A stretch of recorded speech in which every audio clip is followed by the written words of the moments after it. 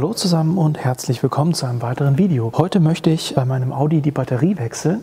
Jetzt fragt ihr euch, warum liegt denn hier ein Lenkrad? Das Lenkrad habe ich mir ja relativ früh gekauft als Ersatz für das Lenkrad, was in meinem S6 verbaut ist, da das ziemlich abgegriffen ist. Bin aber bisher noch nie dazugekommen und jetzt, wo die Temperaturen so kalt werden, macht sich die Schwäche meiner Batterie wieder ein bisschen bemerkbar.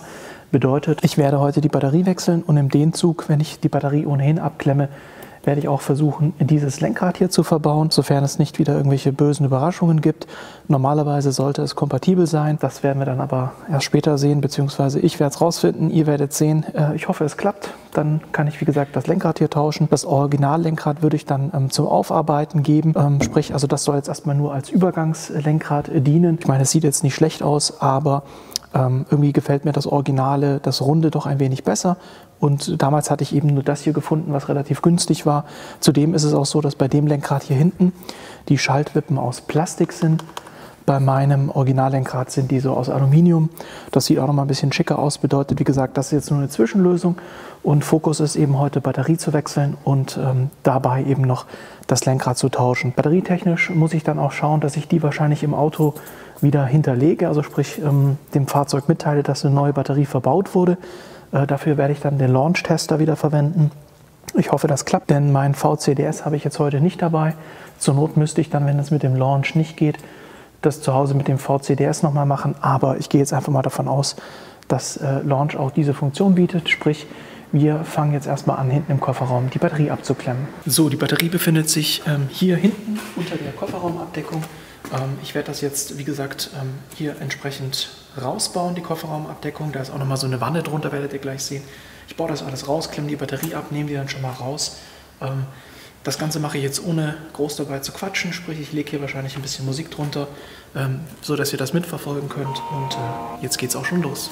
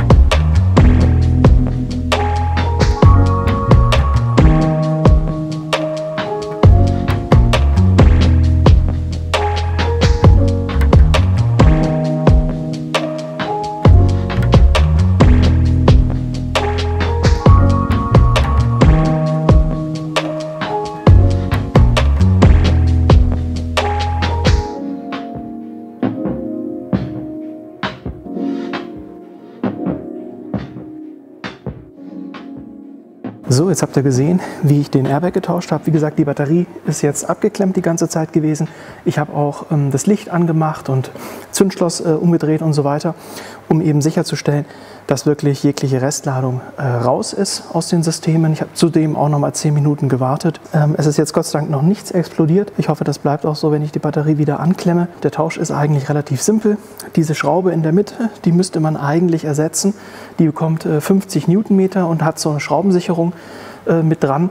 Und wie gesagt, die habe ich jetzt nicht ersetzt, aber wenn ihr das handbuchkonform machen wollt, dann müsstet ihr die Schraube erneuern.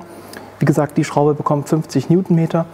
An der Seite, habt ihr ja gesehen, waren so kleine Verschlussklappen oder Verschlusskappen, die Schrauben für die Airbag-Halterung oder beziehungsweise letzten Endes sind es nur 2 Schrauben, die rechts und links in Richtung Airbag zeigen und den dann eben sichern.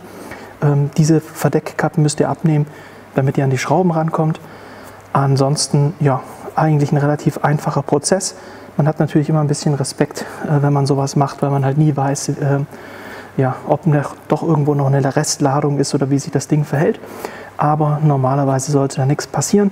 Beim Abnehmen habe ich es auch so gemacht, dass ich mir mit einem kleinen Punkt von einem Stift habe ich mir in der Mitte von dem Zahnkranz markiert, wo die Mitte des Lenkrads ist, beziehungsweise da ist so ein Strich am Lenkrad, der die Mitte symbolisiert.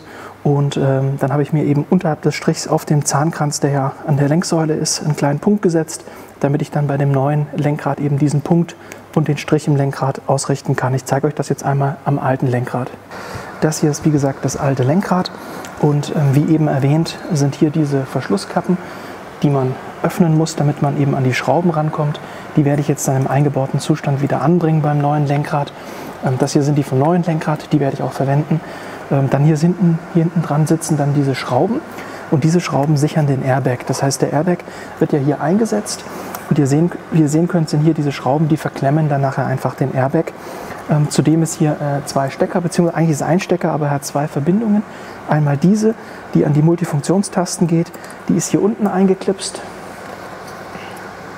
So, hier unten ist die eingeklipst, ungefähr so. Moment, ich zeige euch das einmal. Ist immer etwas schwierig mit einer Hand. So, da unten sitzt normalerweise dieser Stecker. Ich habe, glaube ich, auch Licht hier zur Hand. Moment. So, da unten sitzt dann dieser Stecker. Da ist ein Kabelbaum, der hier oben kommt der Airbag-Stecker, den müsst ihr lösen. Da ist so ein großes pinkes Teil. Das zieht ihr einfach nach vorne, dann könnt ihr den Airbag-Stecker rausnehmen. Und an dem Airbag-Stecker ist dann auch noch ein Bypass für diesen Anschluss hier für die Multifunktionstasten.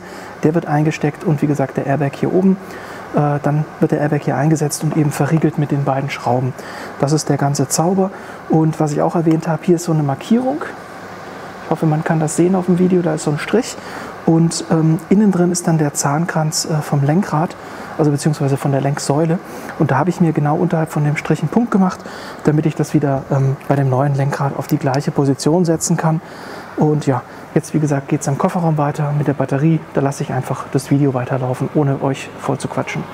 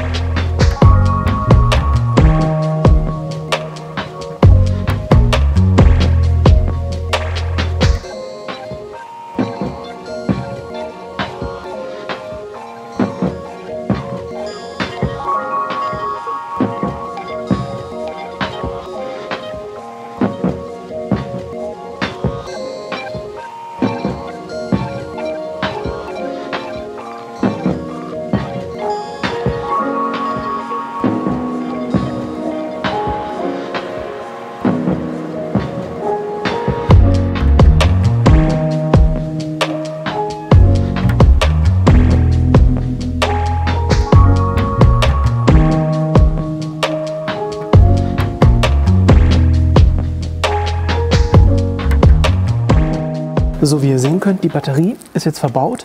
Das Radio hat auch eben angefangen zu spielen, die Lichter gehen wieder. Ich muss jetzt gleich noch schauen, dass ich die Batterie angelernt bekomme. Was jetzt aber ein Problem ist, dieser Gurt, beziehungsweise die Batterie ist scheinbar von den Dimensionen her ein bisschen kleiner als die andere. Und den Gurt jetzt einfach so reinzuschrauben, hat nicht funktioniert. Ich glaube aber, ich werde es auch nicht schaffen, den hier noch besonders strammer zu kriegen. Also ich könnte das Teil natürlich einmal drehen. Das probiere ich jetzt, aber ich habe die Befürchtung, dass es dann zu wenig Gurt ist. Muss ich jetzt mal schauen. Also das hier versuche ich noch festzubekommen. Hier drüben ist die Batterie schon gesichert, also die kann eigentlich nirgends hin. Aber dennoch würde ich das hier gerne ein bisschen ordentlicher verlegen. Das heißt, ich löse das jetzt nochmal und schaue mal, ob ich den einmal gedreht bekomme und dann halt ein bisschen enger.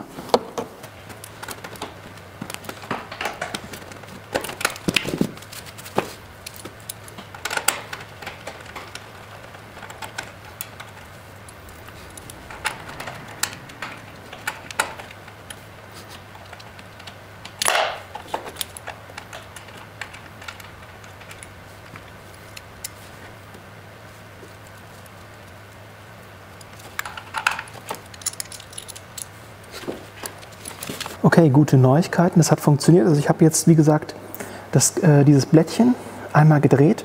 Dadurch ist mehr Spannung drauf. Ich denke, man sieht das jetzt. So ist das absolut in Ordnung. So kann jetzt wirklich gar nichts mehr passieren. Die ist komplett gesichert. Und ich hätte gesagt, wir schauen jetzt einmal vorne, wo ja das neue Lenkrad verbaut ist, dass wir einmal mit dem Launch-Tester die Batterie neu anlernen können.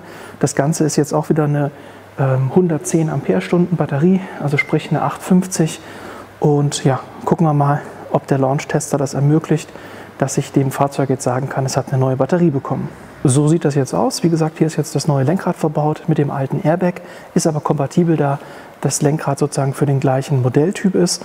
Und jetzt hätte ich gesagt, schalte ich einmal die Zündung ein und wir gucken, ob wir mit dem Launch-Tester da einen Menüpunkt finden, wo wir die Batterie anlernen bzw. dem Fahrzeug sagen können, dass es eine neue Batterie bekommen hat. Und am Ende blende ich euch dann nochmal ein paar Bilder, ein paar Nahaufnahmen ein. Zum einen vom Lenkrad, wenn das jetzt hier mit der Batterie abgeschlossen ist. Und hinten aus dem Kofferraum blende ich euch dann auch nochmal Bilder ein, wie dann jetzt die Batterie final verbaut ist. Ist wie gesagt ein relativ einfacher Prozess. Das Einzige, wo jetzt eben noch ein bisschen Ungewissheit ist bezüglich der Anlernung der Batterie bzw. des Tausches im Steuergerät, dass wir das dort hinterlegen können.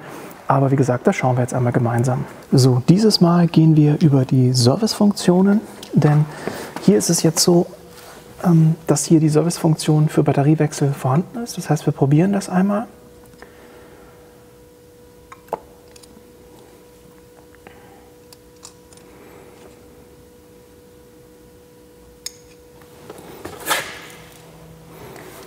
Wir wählen unseren Audi aus. Okay, er sagt hier, das Fahrzeug hätte die Funktion nicht. Das heißt, wir probieren es nochmal über die andere Möglichkeit, die wir das letzte Mal gegangen sind. Ich glaube, da waren wir unter Diagnose und sind dann über den Hersteller rein. Kann natürlich auch sein, dass das Auto das gar nicht hat und ich die Batterie nicht anlernen muss. Ich war jetzt allerdings davon ausgegangen, weil es ja jetzt kein allzu altes Auto ist mit 2006, dass es da durchaus so ist, dass man das ja, kodieren muss, die Batterie, vielleicht aber auch nicht. Jetzt schauen wir mal. Nee, haben wir nicht. Ja, wunderbar. Okay, also das Fahrzeug hat, wie gesagt, definitiv scheinbar diese Batteriesteuerung nicht. Also ich muss hier nichts kodieren. In dem Fall ist das jetzt an der Stelle damit schon erledigt. Ansonsten, wenn ihr halt ein Fahrzeug hättet, wo ihr das kodieren müsst, wie jetzt eben gerade gezeigt, entweder in den Sonderfunktionen oder halt Fahrzeug- bzw. herstellerspezifisch dann in den Servicefunktionen zu finden. Hier bei meinem Auto hat jetzt der Tester aber gemeldet, dass das nicht notwendig ist, was ich schon mal sehr gut finde. Bin jetzt noch ein bisschen irritiert, wieso die Anzeige für den Batterieladezustand nicht auf 100% ist. Das muss ich mal im Auge behalten. Ansonsten muss ich doch mal direkt zu Audi fahren und fragen, ob die da was wissen, beziehungsweise das vielleicht zu Hause noch mal mit meinem VCDS nachprüfen. Das ist dann doch noch mal ein bisschen genauer als jetzt dieser Launch-Tester. Ja, aber generell habt ihr jetzt wie gesagt gesehen, Batterietausch, relativ einfache Sache. Auch hier Lenkrad mit Airbag, relativ simpel und schnell gewechselt. Ist natürlich wichtig, dass ihr da immer die Batterie abklemmt und entsprechend auch dann nochmal über das Zündschloss oder auch den Lichtschalter die letzten Spannungen entweichen lasst. Dann gerne auch nochmal 10, 15 Minuten warten. Und dann sollte da eigentlich nichts schief gehen. Ansonsten, wenn euch das zu heikel ist, könnt ihr das natürlich auch bei eurer Fachwerkstatt machen lassen. Ja, insofern war es das fürs heutige Video. Ich hoffe, es war was Hilfreiches für euch dabei. Würde mich freuen, wenn ihr auch im nächsten Video wieder mit einschaltet. Jetzt gibt es noch ein paar schöne Bilder vom Lenkrad und der Batterie hinten, wie das alles aktuell aussieht, beziehungsweise, dass ihr noch ein paar Nahaufnahmen habt. Gute Zeit und ciao!